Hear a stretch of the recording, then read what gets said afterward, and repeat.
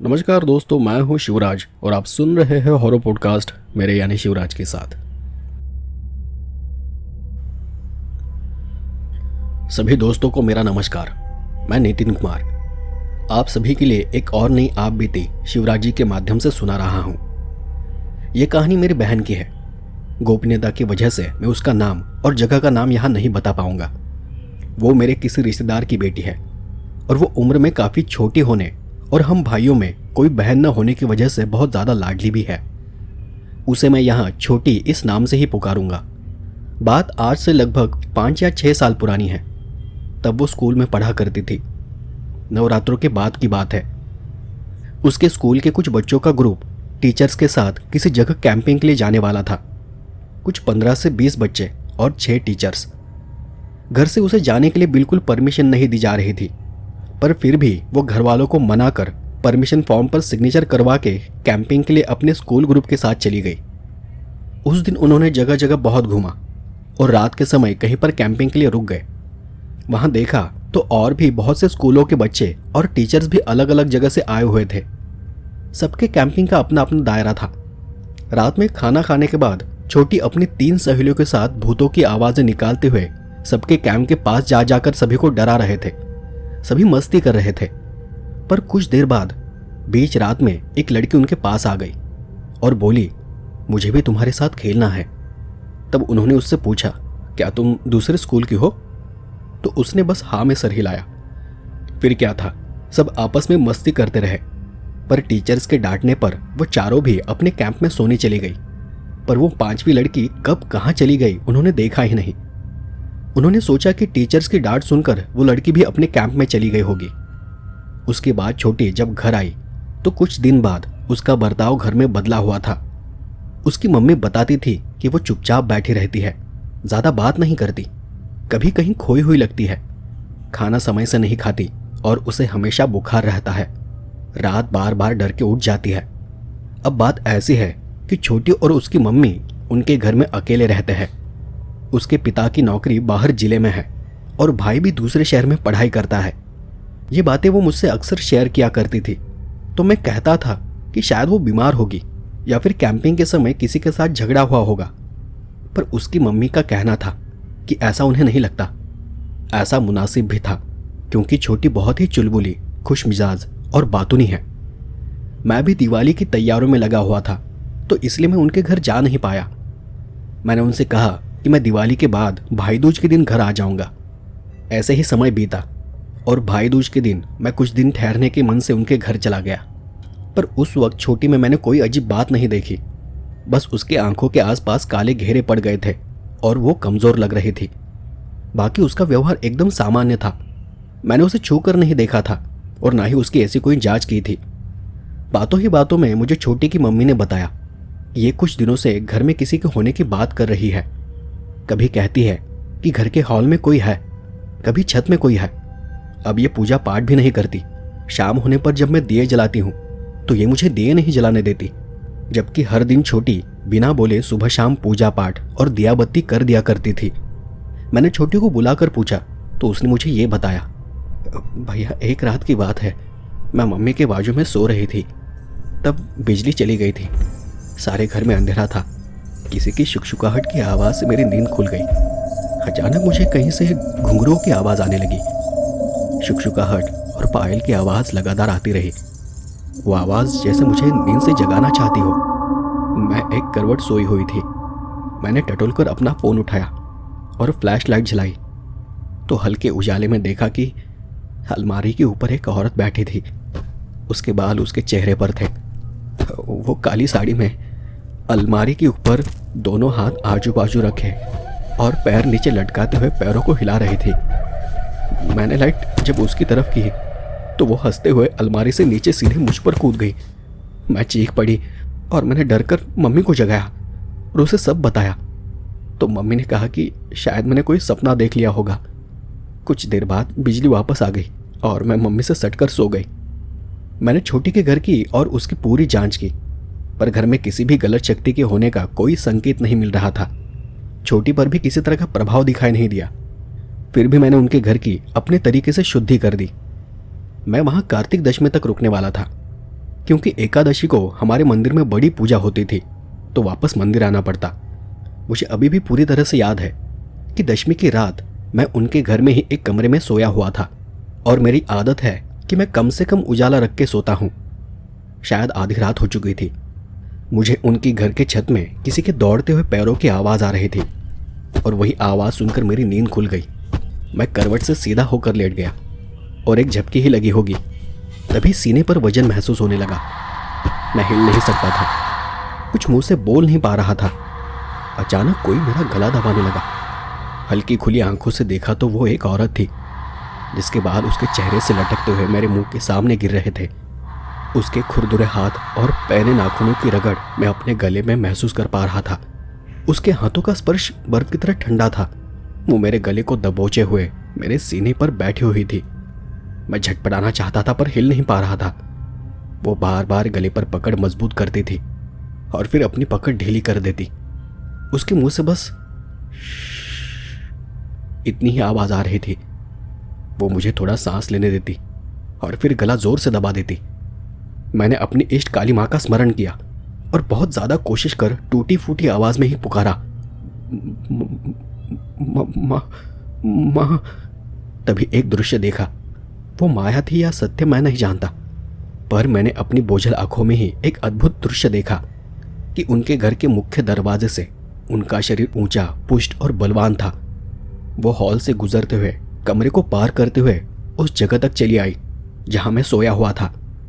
आपको इमेजिन करने के लिए बता दूं कि जैसे हमने तमिल मूवीज में देखा है कि कोई दिग्गज महिला क्रोध में पलटते हुए दरवाजे पर हाथ को ठोककर बड़े प्रताप के साथ चलते हुए अपना पल्लू कंधे पर डालती है, ये लगभग वैसा ही दृश्य था। खुले घुंघराले बाल और चलने का तरीका किसी चेतावनी की तरह, और वो कंधे पर पल्लू लेना। इससे ज्यादा उस दृश्य के विषय में कुछ याद नहीं, न चेहरा, न शरीर या कपड़ों का रंग। वो ऊर्जा मेरे कमरे के दरवाजे तक पहुंची ही थी कि वो जो भी मेरे सीने पर बैठी थी वो उछलकर बंद खिड़की से बाहर कूद गई। मैं अभी भी निस्तेज पड़ा हुआ था। वो स्त्री बस एक शब्द कहकर वापस बाहर की तरफ चली गई, करण कामिनी। उनके जाने के बाद मुझे अपने शरीर में हलचल महसूस हुई, पर मैं रात भर सो नहीं पाया। करण कामिनी, ये क्या है? ये सोचते हुए कुछ देर में बिस्तर पर पड़ा रहा और रात में ही उनके घर का बाहर अंदर से शुद्धिकरण किया। सुबह दरवाजे पर एक अभिमंत्रित मोली बांध दी और छोटी को भी एक धागा बांधकर कहा कि जब तक मैं वापस ना आऊं इस धागे को खोलना नहीं। मैंने रात में महसूस की कोई भी बात छोटी के घर में नहीं बताई। मैं नहीं चाहता था कि उनके मन में किसी तरह का डर बैठ जाए। आज कार्तिक शुक्ल पक्ष की एकादशी थी और मुझे घर वापस जाना जरूरी था, पर फिर भी मैं छोटी या उसके घर में किसी तरह के पारलौकिक बदलाव को जांचने के लिए शाम 6 बजे तक रुका रहा। पर सब कुछ साधारण था तो मैं घर आ गया, क्योंकि एकादशी की पूजा के लिए सभी शिष्य माता के मंदिर पहुंच चुके थे। मेरे घर से छोटी का घर लगभग 35 किलोमीटर है। मैंने वापस आते हुए देखा कि छोटी घर के कुछ बर्तन लेकर आंगन में उसकी सफाई कर रही है। मैंने उसे कहा कि कल वापस आता हूँ और मैं अपने घर के लिए निकल गया। गाड़ी से उतरकर अपने घर के आंगन पर पैर रखा ही था कि छोटी का मम्मी का फोन आ गया। वो रोते हुए कुछ कह रही थी, बेटा तू जल्दी घर आ जा, छोटी को कुछ हो गया है। वो सुन नहीं पा रही, अजीब सी हरकतें कर रही है। मैंने उन्हें शांत करते हुए कहा, आप शांत हो जाइए, अच्छे से बताइए कि क्या हुआ है। पर वो रोते हुए बार बार एक ही बात कर रही थी कि तू बस घर आ जा। मैंने अपना बैग मंदिर में रखा, कुछ ज़रूरत पड़े ऐसा सामान अपने छोटे बैग में रखा और अपने शिष्यों से कहा कि आज की पूजा तुम संभाल लो, मैं कल वापस आ जाऊंगा। और इतना कहकर मैं वापस छोटी के घर जाने के लिए निकल गया। आधे घंटे में मैं उनके घर वापस पहुंचा तो उनके घर के कुछ रिश्तेदार आए हुए थे और सभी में अफरा तफरी मची हुई थी। मैं जब उनके घर के अंदर गया तो देखा कि छोटी दीवार के कोने में मुंह किए हुए नाखून से दीवार को नोच रही थी और धीरे धीरे मुस्कुरा रही थी। उसके चेहरे के बाजू से अधूरी दिखती उसकी मुस्कान बहुत ज्यादा रहस्यमयी और कुटिल थी। मैंने उसे आवाज दी तो वो पलटी भी नहीं कि मेरे जाने के बाद छोटी ने उसकी मम्मी से कहा, भैया ने जो हाथ में धागा बांधा है वो जलन कर रहा है, पर उसकी मम्मी ने उसे खोलने से मना कर दिया। बर्तन साफ करते हुए उसने न जाने कब उस धागे को तोड़ दिया और तब छोटी की मम्मी ने उसे पीछे से आवाज दी कि छोटी बाकी के साफ हुए बर्तन अंदर ला दे, पर उसने कोई जवाब नहीं दिया। दोबारा आवाज़ देने पर, कोई प्रतिक्रिया न देने पर छोटी की मम्मी उसके पीछे जाकर खड़ी हो गई और उससे कहा, क्यों रे, बड़ी सियानी हो गई है क्या, सुनाई नहीं देता? और तब छोटी ने कहा, अरे मम्मी जोर से बोलो ना, बस होंठ क्यों हिला रही हो, थोड़ा जोर से बोलो ना, क्या बात है? और बस क्या था, छोटी को उन्होंने घर के अंदर लाया। देखा तो हाथ में धागा नहीं है। फिर उसकी हालत बिगड़ने लगी। वो दौड़कर कमरे के किनारे दीवार से सर लगाकर नाखून से दीवार को कुरेदने लगी। और जब भी उसकी मम्मी उसे पुकारती थी तो वो अजीब तरह से बस ऐसी आवाज करती। उसके कानों में जब तीर्थ का पानी छिड़काव किया तो वो चीखती थी, रोती थी, तड़पने लग जाती और कहती, मत करो मत करो, मुझे दर्द हो रहा है, कानों में कुछ हलचल हो रही है, जैसे कोई कीड़ा कान में घुस गया हो, अंदर रेंग रहा हो। और फिर अचानक वो होश खो देती और फिर अजीब बर्ताव करते हुए कहती, मैं नहीं जाऊंगी, इसने मुझे अपने साथ खेलने बुलाया है, ये मेरी सहेली है। पर जब मैंने छोटी की बाह पकड़ी तो उसका शरीर तप रहा था। जब मैं उसे उनके पूजा घर में ले जाने लगा तो वो मेरे हाथ को नाखून से खरोचने लगी, मेरे हाथ को काटने लगी। पर जैसे तैसे मैं उसे पूजा घर में ले गया। मैं पहले ही अपने दरबार से कुछ सामान साथ लेकर आया था। उसमें कुछ तंत्र मंत्र की चीजें, कुछ जड़ी बूटियां और कुछ मांत्रिक चीजें भी थी। उसमें वर्षों से इकट्ठा किया गया नवरात्र की अखंड ज्योति का तेल भी था, जो नवमी की तिथि को विधिवत एकत्रित किया जाता है। और ये सब कुछ ऐसे पारलौकिक परेशानियों में बहुत काम आता है। मैंने वो तेल रुई से उसके कान में डाला तो वो एकदम से मछली की तरह फड़फड़ाने लगी और चीखने लगी। वो इतनी बेकाबू हो रही थी कि मैं अकेला उसे संभाल नहीं पा रहा था, तो इसलिए मैंने परिवार के कुछ लोगों को उसे पकड़ने के लिए कहा। वो मुझे तेज घूरते हुए गले से गुर्रा रही थी। मैंने उसके पास जाकर कहा, छोटी, मुझे तो सुन रही है ना, मेरी आवाज़ आ रही है? पर उसका बड़ी मासूमियत से जवाब होता, आप सब लोग जोर से बोलो ना, मुझे कुछ सुनाई नहीं दे रहा, इतना धीरे बोलोगे तो मैं कैसे सुन पाऊंगी? मैंने सच्चाई की जांच करने के लिए उसके आंखों में पट्टी बांध दी और अचानक उसके कान के पास एक थाली को जोर से पीटा। बर्तन की आवाज बहुत ज्यादा तेज थी, पर छोटी की कोई प्रतिक्रिया नहीं थी, जैसे उसे कुछ सुनाई नहीं दिया हो। बार बार जांच करने पर मैं संतुष्ट हो गया कि उसे सच में कुछ भी सुनाई नहीं दे रहा है। मैंने उसकी पट्टी खोल दी। मैं उसके कान के पास चला गया और फुसफुसाते हुए उसके कान में कहा, मैं जानता हूं कि तू उसके कान के अंदर बैठी है ना? तभी अचानक छोटी बहुत गुस्से से गुर्राते हुए मुझे घूरने लगी। वो बिल्कुल भी मेरी बहन नहीं थी। उसका चेहरा, हाव भाव बिल्कुल अलग और बदल चुका था। मैंने फिर उसके कान में कहा, मुझे पता है कि तू करण कामिनी है ना? तो वो फिर से खुद को छुड़ाते हुए मुझे घूरने लगी और कुटिलता से मुस्कुराने लगी। और तब उसने कहा, ये मेरी सहेली है, मैं यहाँ से नहीं जाऊंगी, हमारे बीच में कोई आया तो मैं इसे मार दूंगी। फिर जब मैंने उसे छोड़ने के लिए कहा तो वो पालती लगाकर मेरे सामने बैठ गई और घू घू की आवाज करते हुए अपने सर को गोल गोल घुमाने लगी। जब भी मैं उसे पकड़ने की कोशिश करता तो वो मुझे नाखूनों से मार देती, दांतों से काट देती। अब तो वो मुझे खुद को छूने भी नहीं दे रही थी। मैंने आज तक अपनी उम्र से ज्यादा भूत प्रेत उतारे हैं, पर कहते हैं ना, जब कोई अपना सामने हो तो दिग्गज से दिग्गज के भी हाथ पांव कांपने लग जाते हैं। और ये तो मेरी छोटी लाडली बहन है। मैं जब जब उसके कान में मंत्र पढ़ता तो वो तड़पने लग जाती और रोने लगती। कभी रोते हुए कहती, भैया कानों में तेज दर्द हो रहा है, लगता है कान और मेरा सर फट जाएगा। पर जब मैं चुप हो जाता तो वो अजीब तरह से खिलखिलाती हुई मुझे देख हंसने लग जाती। मैंने बाकी लोगों को उसे छोड़ने के लिए कहा और फिर उससे पूछा, तुझे क्या चाहिए? तो वो बस घूरती और ना में सर हिलाती। पर अब मुझे उस आत्मा पर बहुत गुस्सा आने लगा था। चाहता तो हमेशा की तरह एक दो तरीके आजमा कर उसे शरीर से उतार भी देता, पर मैं लाचार था क्योंकि वो बार बार ऐसा करने पर मेरी बहन को तकलीफ दे रही थी। अब उसके कान से हल्का खून आने लगा। उसे सुनाई दे रहा था या नहीं पता नहीं, पर मैंने पूरे विश्वास से उसे कहा, छोटी मेरा साथ दे, बस कुछ देर और। फिर मैंने उसे अपने पास खींचकर उसे गले लगा लिया ताकि उसका कान एकदम मेरे करीब हो और लगातार बस हनुमान वडवानल स्तोत्र का पाठ करने लगा।